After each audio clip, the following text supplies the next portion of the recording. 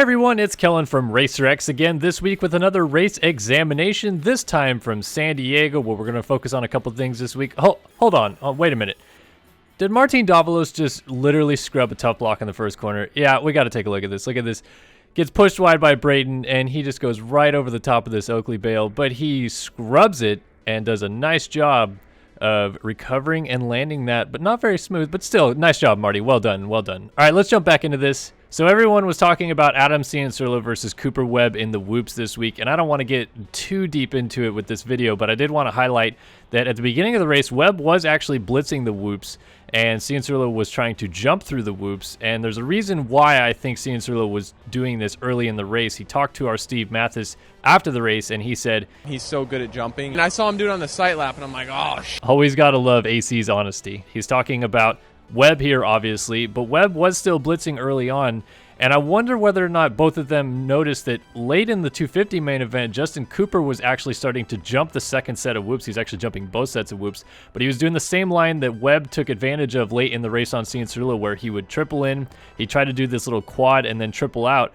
and he used it to his advantage to actually pass Michael Mosiman late in the race. Just curious on whether those guys are able to pick up on that and use it for their own racecraft later in the 450 main. But I did want to talk about the actual battle for the lead between Cianciarulo and Webb because it was a bit of a throwback. They obviously have raced each other a lot growing up in the amateur days, and they were throwing some block passes a little bit back and forth with each other here. Webb actually said in this moment right there that they were kind of yelling at each other.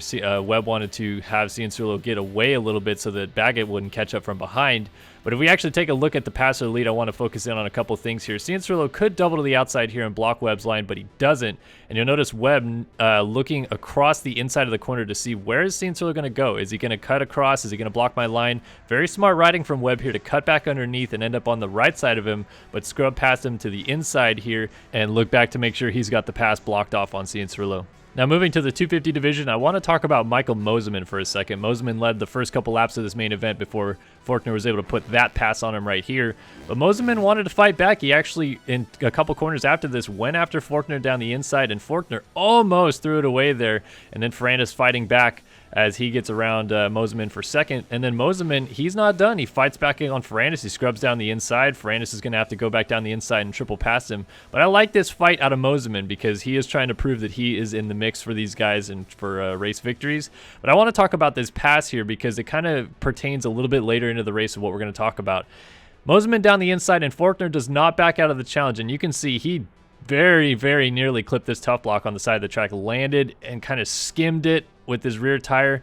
Really, really close stuff there, and then Mosiman obviously having to defend with Ferrandis coming.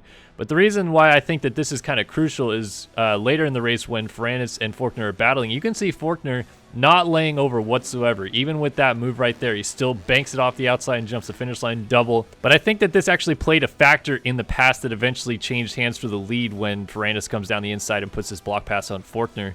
And what happens is, as they come into this corner, and I'll slow this down, you'll see Forkner on the outside. He leans into the corner, but he actually starts leaning into the potential contact here with Ferrandis. You see he even actually gets his weight off balance so that he can kind of soak up the contact Ferrandis might give him.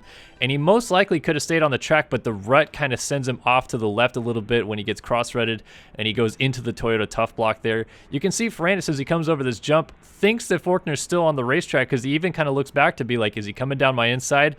Obviously wasn't. Ferrandis goes on and takes the victory. His third win of the season and extends his points lead, but obviously a very big talking point here from San Diego, and we're headed on into Tampa this weekend.